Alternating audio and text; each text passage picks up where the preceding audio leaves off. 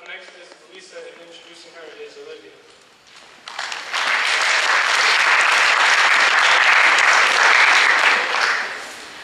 Before Luisa came to Collegiate, she had a reputation at her old school Brown of being a turtle killer. Yes, when cleaning out her turtle habitat, Luisa wisely put her pet in the toilet to swim around. When the turtle swam down the hole, instead of waiting for him to resurface, Luisa flushed him down the drain. Don't worry, she also killed 6 cats. She likes to say they ran away. Since coming to Collegiate, Luisa has left that reputation behind. Animal slaughterer was left for Rebecca. Instead, Luisa is now known as a child. Luisa whines like a toddler. As Ryan says, when she's upset, her voice is only audible by dogs. Luisa is incredibly stubborn. If she believes something, don't even try dissuading her. That also feeds her incredibly fiercely competitive nature, which ironically she will fight to the death to deny. Luisa has a crazy imagination. In her world, she sees more colors than the average human. Luisa's favorite color? The rainbow. If you try and force her to narrow in on one hue, she yells. When you aren't looking, she will organize all your stuff into rainbow order.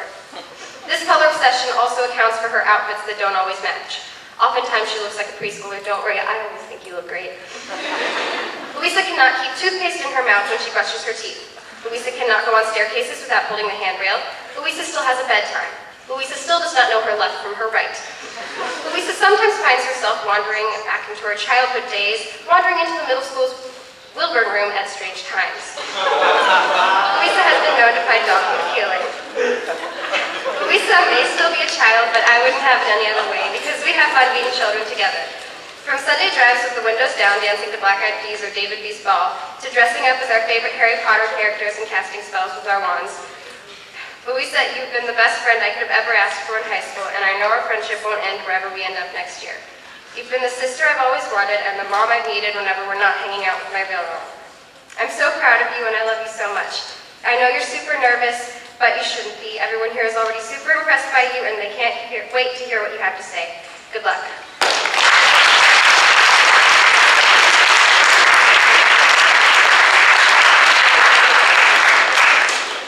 Hi, my name is Luisa Hammond, and I have a problem.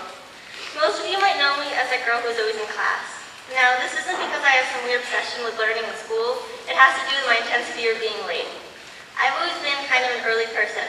I was born 15 days earlier than expected. I started moving furniture at the early age of 3. I even lost all my teeth before most people in my class. I think this deep-seated problem might have arisen as a defense mechanism for my father's blatant disregard for being on time. He is constantly overestimating the amount of time he has to do anything. On many occasions, he has decided to fix things at the last minute. One time, he decided he was going to fix our broken backyard fountain. This would have been fine, except that the idea came to him the day we were throwing a big derby party. As if that wasn't bad enough, he didn't actually start working on it until an hour before the party was supposed to start. He even ran to Home Depot to get some missing parts as the first of the guests arrived. The thing is, this wasn't a one-time occurrence. He regularly decides that it's time to go get ready for a party 20 minutes after our house is already full of people. Whenever my mom and I call to see when he will be home, he always says he is walking out of the office. From then, we can conclude that he will not actually be home for another hour and a half, even though he works approximately 10 minutes away. I have learned that if I need my dad to give me a ride somewhere, I tell him I need to be there an hour before I actually need to. But instead of being reasonable and on time, I slightly overcorrected for my father. I have become maniacal about being on time. Quite simply, I always overestimate the amount of time it takes to do anything. This problem can be manifested in many ways. For instance, I tend to round up the time. Olivia first discovered my problem early sophomore year when she asked me what time it was. Looking at my phone and seeing it was 6:20, I told her it was at 7 o'clock, because for me that was close enough. When she realized what the time really was, she couldn't believe I had rounded up by 40 minutes. This isn't unusual for me.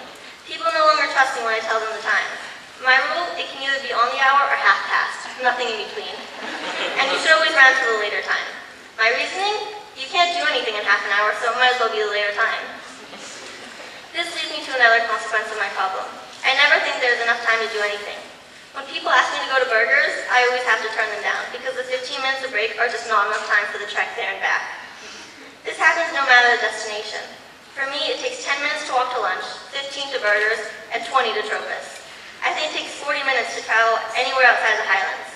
If a movie starts at 7:30, we should probably leave at least by 6:45, even if it's just at Baxter. If it's at Tinseltown, you should leave at least an hour and a half in advance. This is especially a problem when going from class to class. I sprint, and I always have all the books I need because there's never enough time to go to my locker.